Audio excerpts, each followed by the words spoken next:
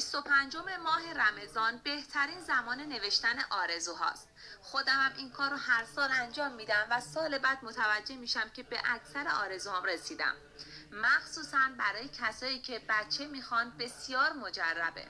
25 رمضان که شد وضو بگیر، قرآن رو باز کن و شروع به خواندن سوره شورا کن و به آیه 49 و 50 که رسیدی یه برگه کاغذ تمیز بردار و تمام خواستهات رو بنویس رو همون کاغذ.